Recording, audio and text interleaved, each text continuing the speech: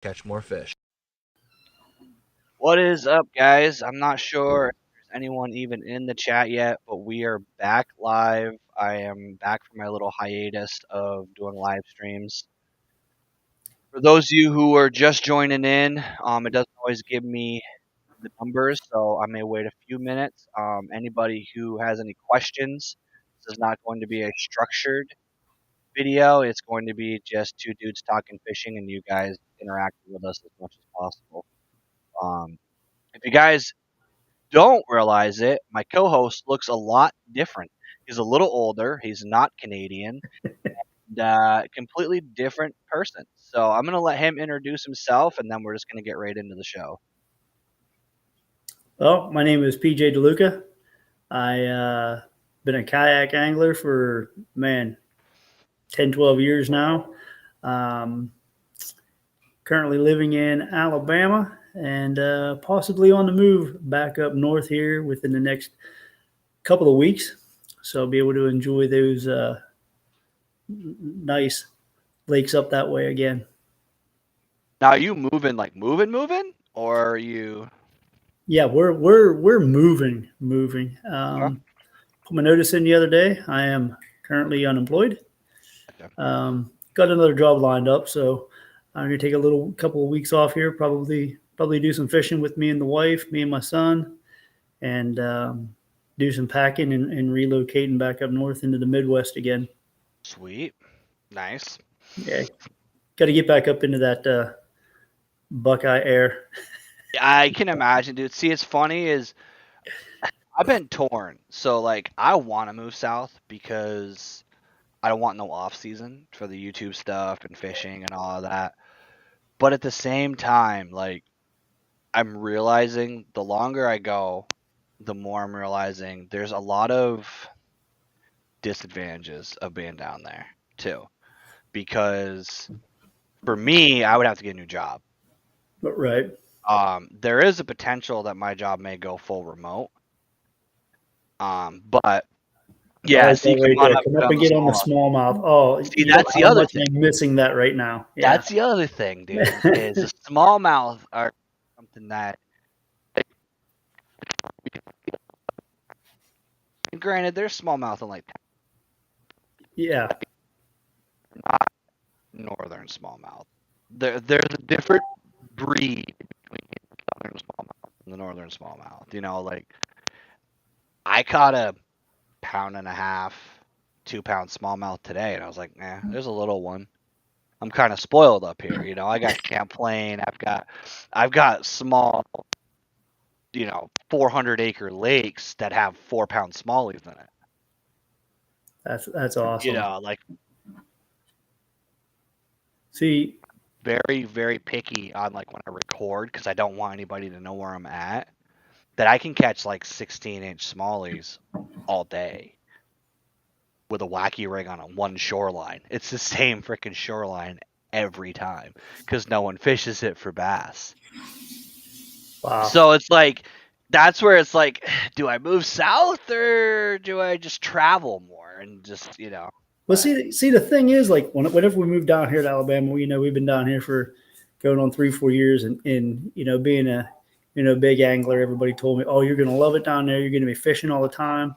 Yep. And the thing is, when I moved down here, I enjoy all kinds of fishing. Right. So whenever we moved down here, you can fish year round, but you're bass fishing. Yeah. And being from Ohio, had Lake Erie in my backyard. I enjoyed fishing for steelhead. I enjoyed fishing for trout. I enjoyed fishing for walleye, crappie, perch. So there was I had a variety of multiple species, if you will. And coming down here, you can fish year round, but you're going bass fish. Yep. And I mean, you get you get striper, you get white bass, you do get crappie, but there is no There's no steelhead. perch, right? There are perch, yeah, but you got to go like Gunnersville. We've been to Gunnersville a couple of times, me and my wife, and my wife and I both pulled out some decent sized perch up there. Not here where we are in Tuscaloosa. You're not getting very many perch. You're not getting you'll get crappie. Brim is a big thing down here for them. Yeah. I'm not a big brim fisherman myself, Unless but I'm doing like a multi-species tournament where I got to catch yeah, at a point, I'm not targeting perch. I'm not my wife gets pissed at me every time because I will catch 12-inch perch when I'm not trying to. You know, right. catch 'em on a crankbait. Like when I was doing not this last jigs and bigs, but the previous one, dude, I caught a 12-inch perch on a fucking swim jig, half-ounce swim jig. It looked ridiculous sticking out of the face of that perch. Like it didn't even go in his mouth; it hooked outside in because he was sideswiping it because there's no way he's fitting a half-ounce swim jig in his mouth. Right. So like, and then I'll send her a picture. I'm like, look at this stupid perch, and she's like, bring it home. And I'm like, I'm in a kayak. Yeah. I'm like, I'm not stringering one perch. I'm like, the amount of effort it takes to fillet that thing is not even worth the meat you're gonna get off of it. Right. But that's the whole thing. Is like that's where I've been back and forth. I've started. I actually have like. It's funny because people who watch my channel are gonna get some conflicting information because I originally was not going to finish out my tournament series in Massachusetts, but I decided I'm going to finish it out. So they changed the links. So the next one was supposed to be on the Connecticut River, Okay. but we got so much flooding in the last like month that literally accesses are closed. Failed. They got undercut, they got washed out, they got like literally destroyed. So they moved them, and all the accesses that they moved them to are now 2 hours instead of 3 hours. Mhm. And those 3 hour drives were fucking killing me, Oh dude. yeah. Getting up at 2 o'clock in the morning to drive for a 5:30 captain's meeting, to hit the water for 5:45, to fish till 2, wait till 3 for the weigh in, and then drive home. It's nuts. But I did pretty good in my last tournament, which I'm not going to say where I placed because that video is not going to hit for like a month. But I was gonna say. it's funny. I got so many videos built up that it's actually like I'm booking it in November. So like I'm pushing videos back so that people could see stuff. But yeah, I've got videos all the way out to November. I mean, which isn't a bad thing. I mean, that way you got content build up, and I you're like kind to of have set. one a week. I like to just like have something there because and you're from the north, so like the winter time. I get Exactly. bored and I want to make videos. So I make a bunch of like educational stuff. So then I already have like 15 videos before I even hit spring. Because I'm like, this is tying a knot, or this is organizing your tackle, or I just get bored, make a video. And I'm actually going to be hopefully heading to Alabama in November. In this November, and This see, I'm going to November, be back. I'm going to be back up Veterans north then. Day weekend. So um, that knucklehead tournament that I'm in, if I win, then the tournament's literally on the Saturday of Veterans Day weekend. And where's it going to be held at? I have to look at it. I forget. I have to look it up. I can send you a message, but Right. basically my plan is to actually make a week of it. So I actually put in for the Tuesday before because it takes 17 hours drive. I was I going to fuck say, it. we're getting ready to drive back. Drive back home, and that's like a 16-hour drive for us. Get back to Ohio, but that's Yep. that's factoring in gas and stopping to eat and different things like that. It's a 12-hour drive. You got to figure in bathroom breaks and gas and I've all. got an old man bladder and too much ADHD to do a 17-hour straight drive. Yeah. I'm going down by myself, and early because I have people on the way through. But plan is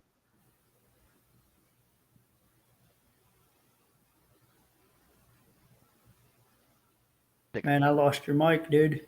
cut out for a second there. You good now? Yeah, there you go. I was gonna say I lost everything you said there. Yeah. So basically, I'm planning on leaving work Monday night, and I'm debating on just driving down, like starting driving Monday, just to maximize my time. Then I'm planning on stopping in Tennessee. I'm Hmm. gonna I'm gonna just throw this out there and see if anybody can do the math. I'm gonna stop in Tennessee and possibly fish with a pretty well known YouTuber from Tennessee, and I'm gonna drive down to Alabama, and there's a pretty well known YouTuber in Alabama that I'm gonna meet up with, and maybe do some pre fishing with him before the tournament. So the tournament that I'm doing is actually run by Chad Hoover. Okay. So fishing with Gramps, Chad Hoover, there's like 4 or 5 YouTubers. What it is they basically have YouTubers as team captains, and then if you win one of their 4 events, you become one of their 4 teammates. Okay. And then there's a $10,000 prize for the winning team, and the 4 non-YouTube people are the ones that get the $10,000. The YouTubers don't get that money. Oh, sweet. And they're going to be making content the whole time. So as a content creator, it's also an opportunity to meet Chad Hoover, do a little bit of networking with some guys that are big in the industry, go Right. down and Right. fish somewhere I've never fished before. It's all good. And to be honest, it's Veterans Day, which I won't be fishing up here anyways, because there's a Right. pretty good chance it's going to be too cold to bass fish, and there's going to be just enough ice where I can't take my kayak out. I can't. So I'm not going to be doing anything up here anyways. But Now, see, that's music to my ears because if I'm back up that way, I generally start steelhead fishing right around the middle of October. yep, So I will fish, Lake Erie, and where we're moving, I haven't said yet, but where we're moving, I'm going to be fishing Lake Michigan I and think the I lost you. tributaries of Lake Michigan, Gotcha, and they got a bigger strain of a steelhead, and they also have a summer and a winter run of steelhead. So I'll gotcha. be able to fish for steelhead hopefully year round, but if not, I'll get a summer run and I'll get a winter run, and they're a little bit bigger than the Pennsylvania, Ohio, New York Right. strain of steelhead that I'm in. So I mean, Oh, I don't mind the cold weather. that Lake Erie area is freaking ridiculous, dude. Uh, I love it. I mean, that's once you get out on Lake Erie and it becomes a part of you. I mean, it's pretty it's Oh, I pretty dude, hard I, to not leave it. You know. Lake Ontario for me. That's what it's so. When I was young, we used to go to Lake Ontario every year. Like, I didn't even know school started before Labor Day because my parents didn't send me. Right. But first 3 days of school ever, because you don't do shit the first 3 days of school, and Right. we would be doing Lake Ontario thing on the Oswego side. Oh, okay. Yeah, yeah, yeah. So I we know would because go up there. We actually had for a long time, we actually had a camp. We had a 26-foot camper that just stayed in this campground. We had a seasonal lot, but the campground didn't make you pull the campers at the end of the year. hmm So we just had a lot for 10 plus years. That was just that literally to the point where we had to basically burn the camper because it was just so it was like on the ground. It was so settled in there, and there was no moving it. so Yeah. Lake Ontario was like that home place for me. Right. That if I moved anywhere in the north, it would be there. It would be like Mexico, New York area. hmm Housing and everything there is really cheap because honestly, there's not a lot of industry there, and hmm you're only about an hour drive from the Finger Lakes, and then you have as which is freaking steelhead, and then salmon in the fall, Oh yeah. and you got pretty much everything that has to make babies uses that river. So Yeah. that's where the fish hatchery is at the top of it. So it's every freaking species runs up that. Pulaski Salmon River is like one of the biggest fly fishing hmm areas that known fly fishing areas around, other than like maybe the Connecticut River. But yeah, it's dude. So I was gonna tell you, I was telling you before we got on. So I went to go fishing today to try to catch a fish for that knucklehead tournament. hmm So I'm driving up there, and I have zero sense of direction, like none. Like if Google Maps can't get me there, I'm not going. It's that simple. I pulled up the directions. I'm driving up there, and I get to this road, and it's closed because of all the flooding that we've had in Vermont. Right. Detour sign. Cool. Follow the detour sign. The Google Maps is pissed and trying to get me back.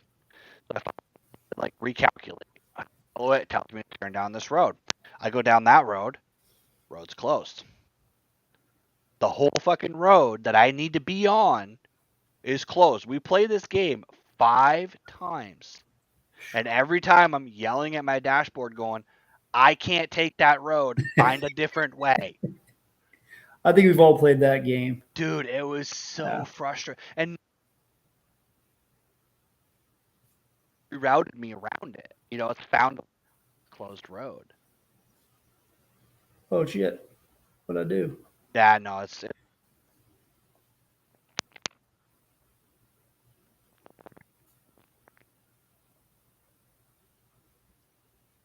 What happened? guys in the chat. If you There we are. send me a message, put something in the chat. I don't know what's going on. I can barely hear you. I think we What? lost him. Oh, there you go. You're back now. What happened? Am I back? I don't know what happened. That was weird. Yeah, I have no. That was really weird. You still can hear me now, right? I can hear you. I just can't see anything. That's Oh, um. that's odd. I'm looking What's here because your microphone's all like I can barely hear what you're saying. Oh, sometimes you have to close it and then relaunch the link to get it to come back. Okay, let me try that real quick. Yeah.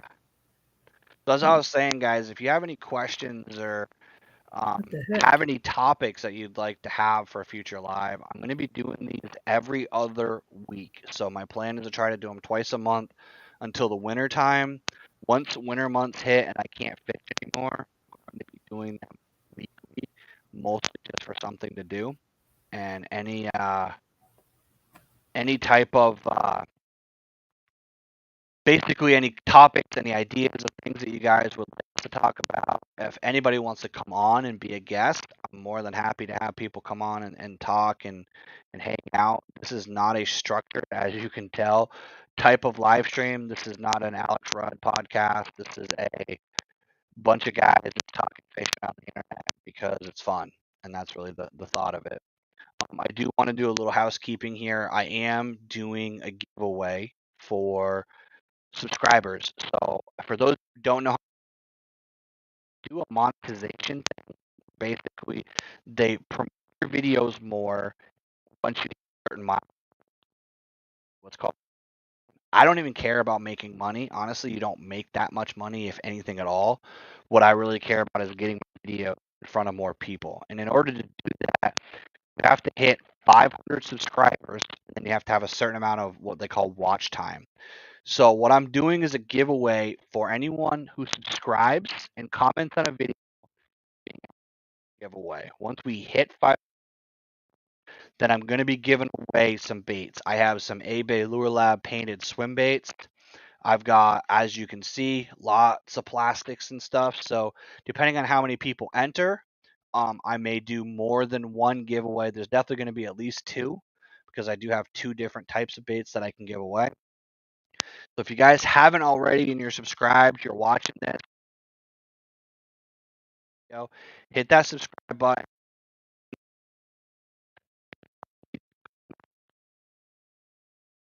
I can't tell who subscribes. It doesn't tell me if you subscribe. It just tells me I have new subscribers. So by commenting, you're giving me the information that I need. You have your username. You can then do a drawing with. We will do a live drawing for when. So we're going to once we hit 500 celebration. I'm actually going to see if I can get back in here. Sending me a message right now, guys. I apologize for the technical difficulties. Sometimes these tools Don't do what they're supposed to do. Sending him the link again. We'll see if it works for him. But yeah, I saw Arthur. You still hanging out in the chat there? Not sure who's actually still in here anymore. The one flaw with this program is I wish I could tell who's actually out there watching. There we go. You good? Hey, yeah, that's better. Dude, that's how it works. That's how this stuff happens sometimes. I was gonna say, I'm like, I was just there a second ago, and then it was gone. Okay. The problem is, to be fair, for those of you who don't know, so I'm basically affiliated with two companies, three to an extent. So I've got American Angler. So we're actually streaming on American Angler's Facebook page and YouTube as well as my YouTube right now. That does cause some funkiness with the internet. And I was saying when you left, so I am doing a giveaway. So if you know of anybody who likes fishing that wants to subscribe, have them hit up the channel. I'm going to be giving away some A-base swim baits. Mhm. I'm also going to be doing some plastics and some other stuff. I may even talk to some of my friends that make baits, and I might even make some of my own and just throw them in as a pack. But basically, I have to get algorithm wise 500 subscribers and 3,000 watch hours to be considered a cool kid. Uh, so in order to, what that does is it just gets my videos shared more. Right. So I'm trying to do that giveaway. So the actual reason for the comment is a cheat code, because the whole comment part is because I can't tell who subscribes. It just tells me you have one new subscriber. Okay. So what it does is it tells me deep in the settings, but then I have to like request permission to see who. It's like for some reason it's super secret that you subscribe to my channel, because apparently I'm like an OnlyFans account that you don't want your wife to see. I don't really know why it's a big deal that you're subscribed, but they don't let me see it. They just tell me someone's subscribed. Okay. So that's why I did the comment, because then I can put everybody. I actually literally have an Excel sheet that I'm putting everybody's name into, and then we'll do a drawing later, which you'll be part of, because as my co-host, we're gonna do that live once we hit 500. Heck So help yeah. us Let's grow. get this up here. Um, Let's get it up there. so have you been able to do much fishing? I know you've been kind of busy. Your schedule's been weird. Yeah, with this work schedule that I had, it's been kind of hard to get out. And to tell you the truth, I mean, down here in Alabama, you can get out in the morning and start fishing, and Yeah, I wouldn't want then to do that. by like 9 o'clock, you're baking, you Yep. know. And I wear, I mean, I don't know. I think everybody should, but I know I wear my PFD from the time I hit the water to the time I come off the Yep. water. Yep. So, wearing your PFD, that just adding that extra layer, because I go to Chinook, it's cut, and it gives you as much breathing room as possible. But I mean, it's still Oh, hot, I so. just this isn't color from the camera. This is spent from 8:30 a.m. till 3 p.m. Yeah, so fishing. you can't do that down here. I shouldn't. You can't do it here either. But I do it, and then I feel like shit for 2 days. I Right. think I've literally given myself heat stroke every weekend for the last 3 weeks. No joke. Like it's the problem is I was chasing down big bass, and all I could catch today was like 12 inches, like cookie cutters. Yep. It was dumb, and it wasn't even to the end. I actually intended to hit the ramp at 7, but because of the GPS issues I was talking about earlier, I ended up getting lost. I ended up in fucking New Hampshire at one point because I didn't have service, and I just kept blindly following the GPS. And then I was like, that's the Connecticut River, and I'm on the other side of the Connecticut River, which is the border between Vermont and New Hampshire. So this is a problem.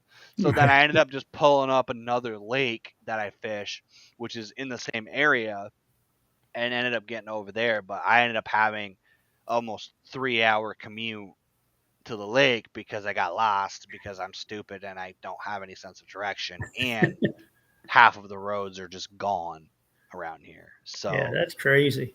dude, it's rough. So Yeah. tomorrow morning, this is how ridiculous I am this time of year.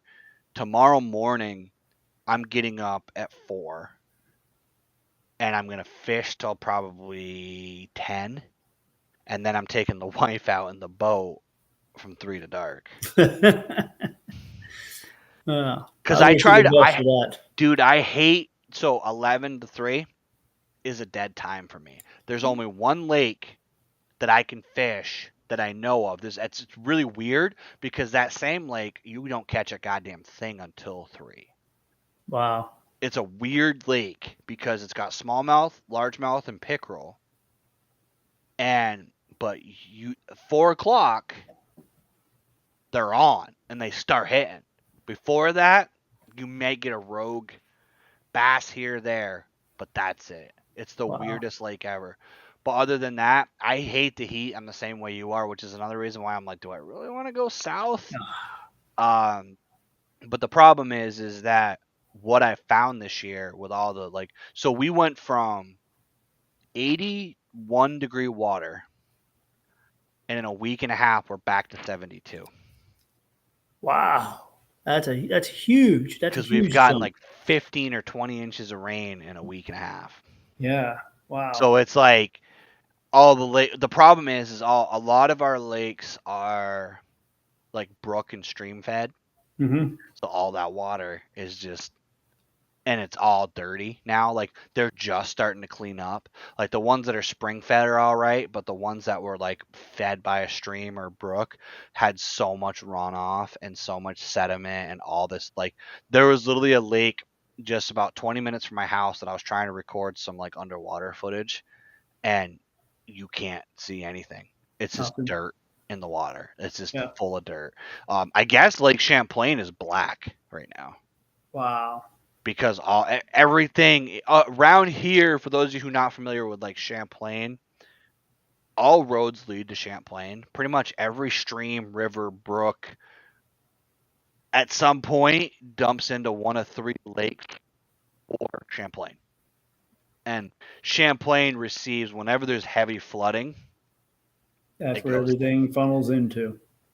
And of course, the problem with it is you not only have runoff from the streams, you have farms that all that is running in there, and then Mhm. the city of Burlington.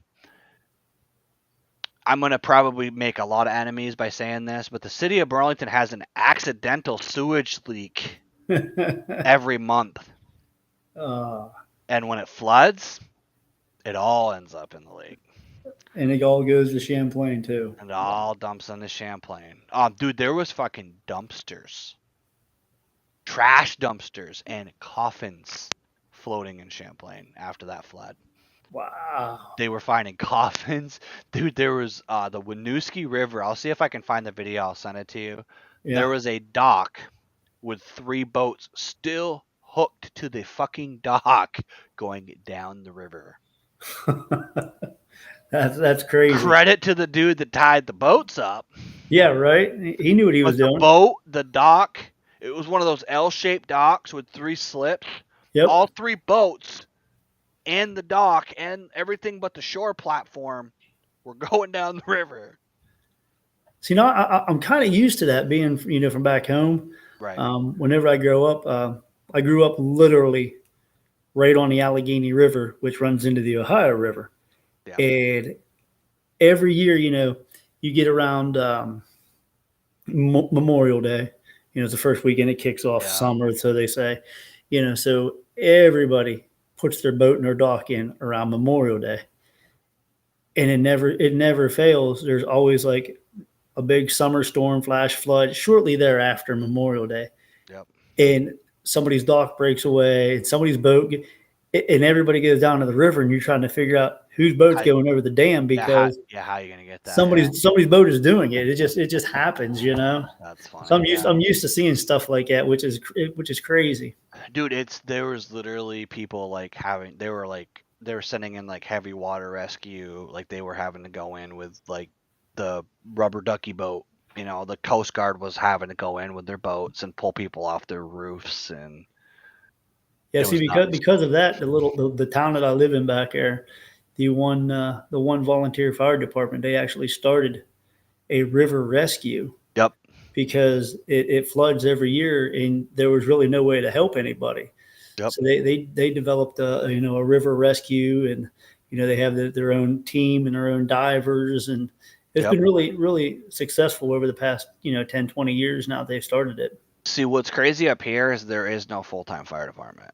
Yeah, that's how it is back home. It doesn't exist. It's Yeah. all volunteer. It's all local stuff. So Mm. it's they all work together. Like they'll share resources if there's an event. Like if there's a flood, it's not like, oh well, we'll handle our town, you handle your town. It's no, everybody just drops everything and they do what they can. But yeah, it's Right. all like like when you go to like the parade and you see the old fire engines, yeah, that's Right. what they're using.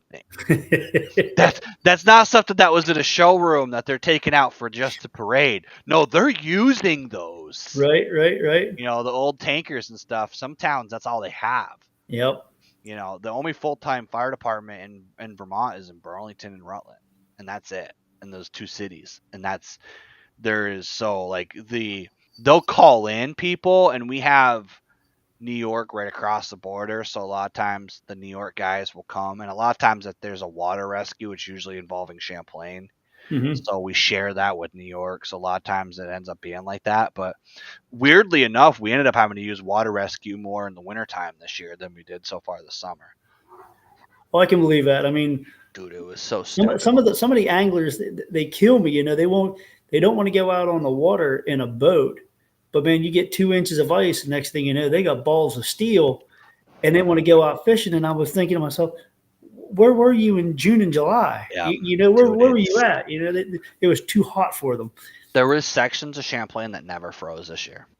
Oh, They really? were there was guys. This is actually something that pissed me off. So last year when I went to Cayuga in the Finger Lakes and my boat broke down, Mm-hmm. I let it sit. It sat until last weekend. I didn't run it because I didn't know what was wrong with it. Come to find out, it's a known issue. It's not an issue. So apparently there's a bushing in the motor that when it gets hot, it dries out and it makes a squeaking noise from vibration. So you can Simple spray enough. some oil in it. Basically, they say spray lithium grease or some sort of marine safe lubricant, Uh and it's huh. fine. Yeah. So my boat's been sitting since last August, and I found out in my Facebook group there was dudes catching smallmouth in fucking January Oh, from that would be bass awesome. boats. That's crazy. Yeah, they were fishing out of Converse Bay and a couple other bays for smallmouth all year because it Wow. never froze. Granted, that section of the lake is treacherous because it's a weird wind tunnel. So it's Mm. always windy there. It's a little rough at times, and my trolling motor is underpowered. But the cool thing about it is there's a huge Converse Bay is literally a bay, but on both sides is a like 40-foot bowl. Okay. So it's pretty wind sheltered for the most part, and those fish go shallow in the wintertime because they don't need to be as deep because there's like 50 water in this bay. Mm. So but yeah, dude, there was people. It seemed like every other weekend that you're hearing stories about someone fell through the ice, and it's like I saw a dude, not even kidding you, on Champlain fishing on an island of ice, See now, and I'm like, for what the what reason fuck in are you life? doing? Yeah. Like To me, I love fishing. I mean, I have a fucking YouTube channel. I'm doing a live stream after fishing for 8 hours, but I am not spanning open water with plywood to jig up some smelt. exactly. It's just not happening. Yeah. I agree with you fully on that. There. I mean, I seen a guy when we lived back in Pennsylvania. He had, you say, a piece of plywood. This guy had like a 2x6 laid Yeah, against the shore. And, probably pine too, not even oh precious yeah, wood, not even oak or like anything like that. spruce Yeah, or something. Yeah, yeah. he had this thing. I mean, it was 10 feet out, and he walked out on it to get out onto the ice, Yep. and I was like, there's no way. Dude, I watch guys all the time with extension ladders. Yeah, It's just like not even like you step through the hole and you're dead. Like you're done. Now, the funny part is I say that, but then some idiot was on Champlain in March fishing for lake trout with his kayak. but you landed some. I did. That was fun. That was awesome. You and your dude. That was when you sent me those pictures. I was like, I wish I was there. I wish I was there. Like that Dude, was it's the awesome. funniest thing ever because That I'm was sitting there awesome. like it's fucking snowing and I'm in my kayak in a winter suit basically. I actually was wearing my rain suit over top of like sweatpants. And the only reason why I wore that is because they're bibs that I could clip off if I did end up in the water so that they wouldn't turn me into an anchor. Right. But yeah, dude, that was stupid. But I will tell you, I am going back there in March with my rowboat and I'm going to troll for trout again because that place was fun. Dude, that just looked amazing whenever you sent me those pictures, and I was like, oh yeah. I mean, I was like, yep. I I wish I went was there for there. smallmouth because I heard that the guys were catching them in January, and I was like, "This has got to." The thing is right there is where one of those tributaries I was telling you about. So Otter Creek dumps into the lake right Mm-hmm. there. Right. So you have a stream feeding that particular area, and then there's a bay on the other side. So it's got kind of a freshwater flow, but it's got enough current where it doesn't really freeze. Mm-hmm. And dude, it's deep. Like it's 120 feet in the middle, but then you go south and there's 8 feet of water.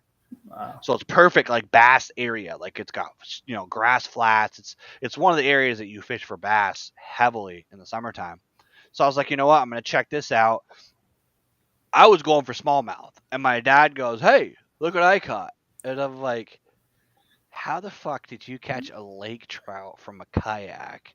Which He is goes, "Oh, I was just." The thing is my dad is so funny because my dad is like diehard trolling fisherman. Like he likes catching landlocked salmon. He likes catching trout. He likes just trolling. Right, that's his deal. He has a 25-foot sport craft. right. Like that's what he does. So because he's not using the big boat this year, literally he's been like converting a lot of that energy into the kayak. So he'll do weird shit. Like he was literally using a Rapala. Like he was just using a fucking Rapala like regular jerk bait, like a husky jerk. And just casting it and just pedaling. Saying Straight braid, no leader, no weights, nothing. Just two he literally just took one Rapala on each side and was pedaling. that's awesome. And I was just like, this doesn't work. I'm like, there's no fucking way. Dude, 15 minutes after I started doing the same thing, I was just like, you know what? Screw it. I'm not catching bass. I'm going to troll my way out. Boom. Lake When in trout. Rome, you know. Dude, and the thing is, I use that same technique to catch rainbows on another lake now. Oh. I guess I mean, it makes sense to an It extent works. because that's how you walleye fish. I Yep. mean, think about it. A lot of guys use stick jerk baits for, there's fucking specific, Bandit used to make a walleye jerkbait. They used to make a jerkbait that dove to like 15 feet that was specifically designed with walleye colors. Mm-hmm. Well, So it when makes we troll sense. from up there, we troll Lake Erie. We use Smithwicks, which same thing as Rapala, Same thing. and Yep. you use your Kellers, designed for walleye. We use the Smithwick tens, the P10s, and I mean just hammer them, just kill the walleye up, and Dude, it's it's funny awesome. too because So I tried so hard all year to catch a trout for that jigs and bakes tournament. Couldn't do mhm. it. Could not do it. And then ended up lunking into him by accident. And now I actually missed a trout on a lipless of all things. But like, dude, that was a weird thing. But that was that last video that just posted. That's what that fish that was jumping in that last video was a rainbow. Mhm. And it was so long I thought it was a pike. It was probably a 16-inch rainbow, Right. which is big for native rainbow. But Dude, it's that's literally what I do now. Like if I get bored, or like what I've started to do is if I like I'm at the point where I'm on this side of the lake and I want to go fish the other side of the lake, I literally just throw a jerk bait on and pedal my butt. I just basically pedal 1.8 and just roll up to the next area, and a lot of times I end up lucking into a bass or a trout or sometimes a perch for some reason. Yeah, yeah. But that's something that I noticed. I don't. I actually wanted to ask you this because I've been asking everybody I know that fishes. Have you ever noticed that yellow perch like yellow perch colored baits? I have noticed that. I don't understand it. I've actually used whenever we go up to Lake Erie. Um, man, I can't think of it's a little swim bait, little weighted swim bait, but it's perch color, Yeah. and I will use that because usually whenever we go on the walleye charters, you'll go perch fishing in the morning and then the Yep. walleye in the evening, depending Yep. on the time of year. And I find myself more and more using this little 3 inch, 3 4 inch swim bait, perch colored to catch perch. Yeah, Dude, it's the funniest thing. I made that connection about 2 weeks ago because I was throwing a perch colored lipless and mhm. I kept getting perch on it. And I'm like, what the fuck? And then I was throwing a, what the hell was it? I think it was a Kitech that was perch colored. And Mhm. I kept getting perch hits. And I'm like I don't know if it's just because it's a bright color and they I don't really think perch care. Like I actually wonder if perch are like nipping at the side of pike that are 10 times their size. Because like Fearless. They're fearless. you'll catch a 6 inch perch. I've had perch. I've caught a perch on a 6 inch mag draft. Hmm. like and you look at it and you're like, what were you gonna do with this when you caught it? Now, see, I've actually used uh, the spinner bait that I use, the trailer that I put on there. It's made by a company back home, 412 Baits, but um, it's kind of a big trailer. And yeah, I've caught a perch that was equally the size of the spinner bait that I was using, and I'm thinking the same thing. Like, what was you thinking? What are you Yeah, doing here? how are you gonna eat this? Yeah, exactly. And don't get me wrong, I know bass do the same thing. Yeah. Dude, you'll catch a 6 inch bass. I've caught 6 inch bass on like half ounce like swim jigs with a 5 inch trailer. Now, see, that's something that I use a lot. Bass fishing is a spinner bait in baby bass Keller. Yep. Yeah. I mean, I use that. That's generally my go-to whenever I'm using a spinner bait. Generally, I'll go with a baby bass Keller, or I use white a lot. But for the first, you know, half hour or so, the spinner bait that I'm using is baby bass Keller. I mean, and I It was use it religiously. what's funny about that is I've never caught a fish on a spinnerbait. Really, Not I one. I've tried. I've literally spent hundreds of dollars on spinnerbaits that end up rusted out because I fish them and then I forget that they're in my box and they're wet and they rust out. And I've caught bass on underspins, which is mm-hmm. similar but not. Right. But I've never caught a fish on a spinnerbait. See, now I got a friend of mine, and we fish together a lot. And he has won numerous. He's actually in the running right now. He lives in Florida, but he travels to Pennsylvania to fish the tournament trail up there in Pennsylvania. Jeez, that's crazy. Yeah, he is. I thought my 3 hour drives were brutal. Yeah, he's flying in to fish these things. He's actually in the AOY race right now.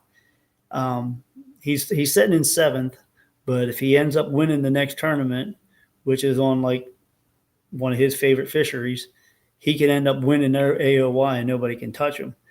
And I will go on a limb here, and I'm like lowballing here too, but I'm gonna say 90% of the fish that he catch is on a spinner bait.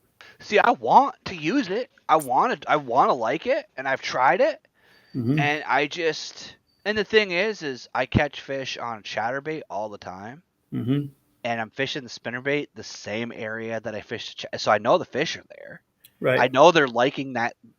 I mean, it's not the same, but the chatterbait and the spinnerbait have kind of become like the one or the other for that type of fishing, and it's Right. like I can't I can't catch a fish on them. I don't know if it's. I honestly think some of it has to do with confidence though too. Like I know for me, I have learned this year. I've started documenting my fish catches this year, Mm-hmm.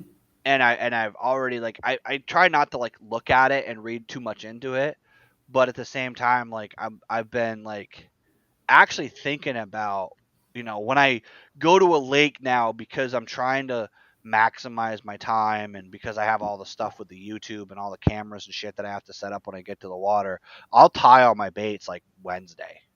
Right. So I know where I'm fishing Saturday. I pretty much commit to it regardless of what the weather's going to be. I just kind of make a stupid commitment. And then I tie up, all my rods based on where I'm going. And I will sometimes throw on a spinnerbait, sometimes throw on a chatterbait, whatever. And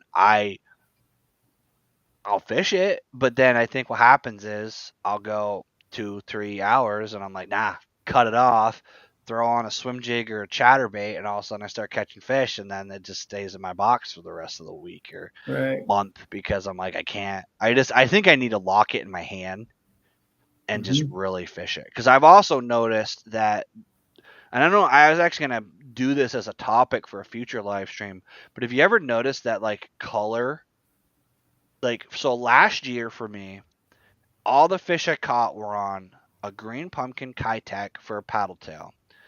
They were on like that yellow brown color like skirt material for Mm-hmm. like the green, so like chatterbait, the green pumpkin that they have, that Mm-hmm. brown. My jigs had to be that brown. My chatterbaits had to be that brown, and even my like crankbaits, if they had a little bit of brown in them, I was catching fish on that. This year, I can't catch a fish on that color for the life of me. It's all black and blue now. Hmm. And I don't know, like, it seems like every year there's a color that shines for me. Right.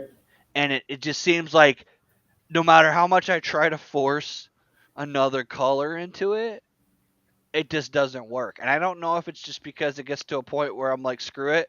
Like today was a perfect example. I tried a green pumpkin chatterbait. I had a perch colored lipless on. I had black. It was actually kind of a cool jig, but it was a 6 cents jig. It's a huge, like half ounce, but it said it was a half ounce. I think it's 3/4. I think they're lying because the head on that thing was like this big. It was meant to be like on the bottom to like drag, but Right. it was like black. But then it would be like black, and then it had like a green stripe, and then black. Hmm. So it was just enough of a difference in a black dark jig, and then it had like 4 or 5 strands of blue in the bottom of it. And I was like, this is gonna be awesome, dude. Didn't catch a damn thing on it. Cut that off, threw on a black and blue jig, boom, fish. Swim jig, same way. I tried a chatterbait, I tried everything, threw on, and dude, we're not talking expensive equipment either. That's the other thing that I'm learning the hard way, Oh dude. I'm yeah. using a black and blue Terminator jig. Walmart special, what, I think they're like $4. Yeah. Yeah. Not an expensive jig by any means, and I probably caught 15 fish on that thing in 2 weeks. See that's where I'm at with the whole. You see those guys. I use a chatterbait. I have one tied on right now. Seldom do I ever take it off.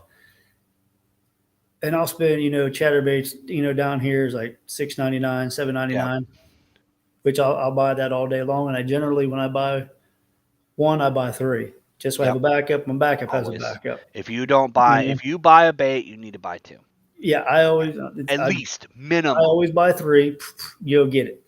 Actually, no, buy one because I can guarantee you that'll work, but I also can guarantee you you're gonna lose it. You're gonna lose it. I know. That's why I buy three. I buy three because Yep. I need a backup, and my backup needs a backup. Because I always buy three. if you buy one, you're gonna catch fish on it. You're gonna have a hell of a day on it, and then you're And, gonna go try to find that one again, and you'll never find it yeah. again, ever. No. Yeah. It's crazy, but Yeah. That's actually what's cool about eBay. So that's actually part of why I got involved with them was um there's a bandit square bill that I used to catch. I'd actually again haven't had any luck with it this year. It's a viral perch, so it's purple back, like a chartreuse middle, and then it has like a pink kind of belly. Mm-hmm. It has long side of it. It's a color that they don't make anymore. They discontinued the color. I bought the color. I Excuse bought me. that bait purely because my wife's favorite color is purple, Okay. and I bought it for her to use to catch fish on because I knew smallmouth would eat it. Yeah. And dude, I caught hundreds of bass of everything from 6 inches to 5 pounds on this thing, and it's a 1.5. It's a tiny square bill. Can't get him anymore. I ended up sending a picture to eBay, and he sent me five. That's So awesome. Yeah. he'll replicate colors that you can't get anymore. So Right. that's what's kind of cool about the custom bait world is that those guys will you can send them a pattern and they'll even improve upon it. But what sucks is colors that I had to make me, they're not working this year. The original bait's not working. The color he made, I've caught fish on them, but not nearly as consistent. And that's what I was trying to say is like I don't understand. I don't know if it's like what the bait fish like if there's something about how the bait fish look to the bass that year or something, but I've noticed like there's been years where it was like June bug. June Mm-hmm. bug was my worm color. That's the color that dude, I literally have my cat got into it. They spilled on my desk. They're like all over the place. I have a ton of those 30 packs of Yum Dinger June bug. Mm-hmm. I've caught maybe 10 fish on June bug. It's all black and blue this year. Yeah. A few years ago, June I don't bug was understand. it for us, man. That's all we caught them on. Yeah. And now I can't catch them on it now. Yeah. And it's There's one. annoying because I literally went out and invested like I'm pretty sure their stock price went up after I started catching on June bug because I bought so many 30 packs of that. Oh yeah. And I even poured my own. Like I even went out and bought do it mold so I can make my own. Yeah. Now, one trick I do, if you do pour your own, I do a black blue fleck June bug laminate. Oh okay. Dude, I've it's never done. I sneaky. wanted to do that. I so badly wanted to get into making my own soft classics, and it's just with the time. I mean, you know my schedule. With the Yep. time that I had, I just there wasn't enough hours in the day for me to do stuff like that. And on my days off, I wanted to fish. I didn't want to pour baits. So So, I have yet since I bought the kit, I haven't bought any worms. really, I've made my own. yeah. And the beauty of it is, wacky rig is like my predominant way I fish a stick worm. Mm-hmm. When they break in half, when the fucking bluegills grab them and rip on them, and then they get that like flop where you can't really hook them anymore because you're just gonna end up casting it off. You throw them in a Ziploc bag and you can remelt them. Right, So you can actually take an old broken one, take 10 old broken ones, melt them down, and make 8 new ones, right. which is nice. The other thing that's cool is like paddle tails. Like I use a lot. I used to use a lot of like the 3-inch Kitex, Mm-hmm. and I make my own now.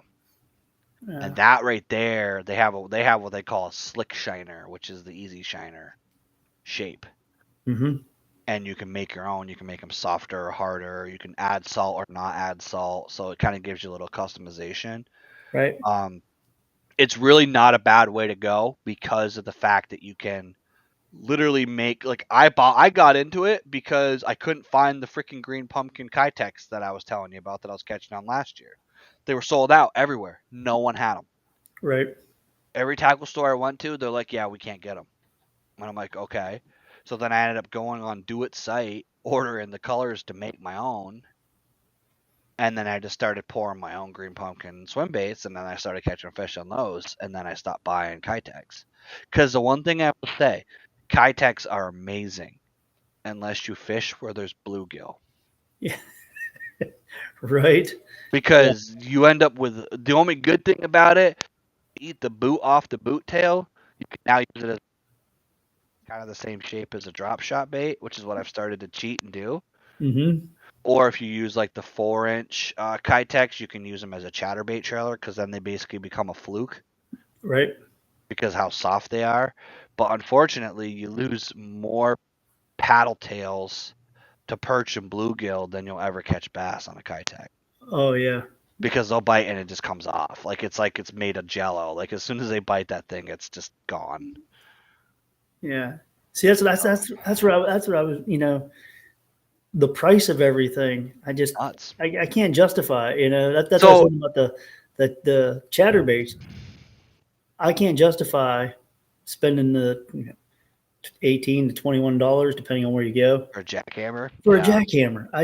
yeah, I I don't can't blame do you. it. The But I'm still problem getting a kick on the is, chatterbait. You know what I mean? It's the same thing to me. well, especially because you're moving back north too. So I have this species of fish called a northern pike, Oh yeah. and there is nothing that a northern pike likes more than a chatterbait. And I'm not losing a $22 bait every time I go fishing because Yeah. I buy the freaking OG 4.99, 5.99 chatterbaits at Walmart because I'm going to lose one between the milfoil. When Oh, you get in you that. you get that milfoil fault, dude. I don't know how many times murdered milfoil thinking it was a fish hit. You're reeling, that blade stutters just right, it feels like a fish. You do that home run hook set because it's a chatterbait and you got that gaff hook on there. And then you come back with straight braid because you just basically buried that chatterbait into a stock of milfoil. Hmm. And if I did that with a $22 bait, I would be pissed. I'd be going swimming. That's actually why, honestly, that's why I never got into the big swim bait game until Abe sent me some. Because I if I lost $125 swim bait because a pike bit me off, Oh yeah. I'd probably just go home. Like I would, and I'm not usually a quitter. Like I spend way too much time in the water, but I would just go home. I would just be like, I'm done. I'm done. It'd make me sick. It would Yeah, make me sick. like it's just, and some of these guys are throwing these freaking JDM swim baits that are $500 a piece on eBay and shit. I'm like, nah. Ain't happening. So, but yeah, no, dude, we should definitely. That's mentally that I'm gonna write down for future shows. One's gonna be like talking about like just favorite baits in general and Right. you know cheaper alternatives because I'll tell you, dude, there is so many people that I talk to that have gotten into bass fishing or been into bass fishing that will tell me that oh, I only use Yamamoto, and I'm like, why? And they're like, oh well, it's the original, and I'm like, yeah, but you could buy a 30 pack of Yum Dingers for what you pay for an 8 pack of Yamamoto. See, everybody gets all wrapped up in it and they get their favorite angler. Well, Sometimes, this guy uses it and this guy uses it, so I got to use it. Well, the thing is, they don't understand it. That guy's sponsored by them. They're getting, they can, Jordan Lee, those guys, Matt Lee, they're yep, getting that stuff give to them. yep. So they can afford to tell you this is what I'm using, and they can, once one fish bites it, they can take it off, throw it in the bottom of the boat because they don't care. They got a case sitting at the house. That's what started my YouTube. I was watching Tactical Bassin Mm-hmm. and their spring buyer's guide, and they came right on there, and I was getting into bass fishing. They were like, okay, we're going to talk about discount rod and reel combos. I'm like, okay. And they're like, oh, this one right here, and a great combo. A Shimano Corrado DC with a St. Croix rod. And I'm like, a $200 fucking bait caster with a $200 rod is a discount? I'm like, I've got Abu Garcia Black Maxes that I got for buy one, get one half off. Those are discounts. You know what I mean? Like, I've Yeah. got some, to be honest, actually, just to be funny, the biggest fish I caught today, 18 and a quarter inch largemouth, was on a black and blue Terminator jig, $4.99. A Daiwa Pro Series Procaster, which is a Daiwa CC80, which is a $40 retail bait caster, and a rod that they give you for free. Basically, you pay $60 for the combo. Right. And I caught an 18, and my biggest fish today was caught on that. It wasn't caught on the $200 Lose Mock Smash combo. It wasn't caught on the Daiwa Tatula combo. It was caught on the $60 combo from Daiwa. Now, see, I can tell you this. I went home. This is when I lived in Ohio.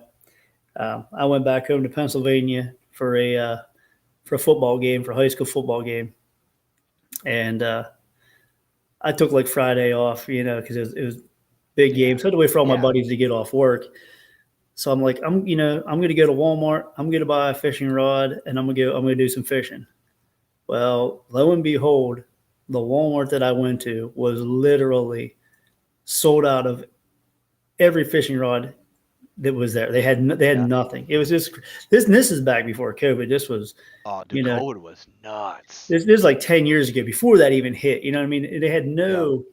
no rods reel combos. So the only rod reel combo that I could find is a Dock Demon, the unbreakable rod. I don't know if you've seen these things. It's like 3 foot Yep. long, 4 foot long, Yep. whatever. I'm Yep. like, hey, that's perfect. I can stick it in my truck. I'm going to use it. Yep. I think it's got like 4 pound test, 6 pound test. I don't even know. But I bought a pack of the green pumpkin, uh, what Zoom Yep. bait, and I bought a couple of jig heads. Went Yep. down to the Allegheny River and I made like 4 casts, and I caught a 4.5 pound largemouth on Yep. this Dock Demon, and I was screaming. I'm going ecstatic. The fish is half the size of the rod that I just purchased. It's like a 4.5 pound fish. So I was like, I could not believe it. I took a picture of it just because I knew nobody was going to believe me, and I'm like, Yep. look at this. So yeah, you don't need the Dude, the two, three, first $400 combos. my freaking dog is like chugging water. She's gonna puke, and I'm gonna have to clean it up. Yeah, dummy. I have a puppy now. Oh, Yeah, the wife decided she wanted a dog. Come here. So when I oh say yeah, Cane Corso, yes. yeah, not. She's actually small because she's the runt, but she's probably 60 pounds. But she's not even a year old, so she's not done yet. Oh, that's awesome.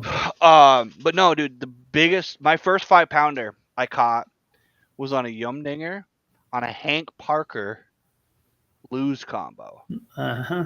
and they were $25 combo spinning reels for the rod and reel. Matter of fact, I have the rod right there. Still have it. I broke the tip off, bought one of those tip kits. Mm-hmm. Still use it. I use it for bank fishing and for when I go just bank fishing with the wife or like bullhead and stuff now. Right. But honestly, the funny part is my best combo this year, and I've been playing around with them because they have a bad reputation, but I wanted to see how good they were, was my best reel this year is a Cast King Spartacus 2 $30 spinning reel. That one has outlasted my Lose, my favorite, and my Daiwa this year. That's awesome. And Yeah. it was a $30 spinning reel. It Right. casts better than my freaking favorite. And it's a middle size, it's not a small spool, it's like the medium size. And yeah, dude, that's definitely will be our topic for the next video is just, get out your ugly sticks.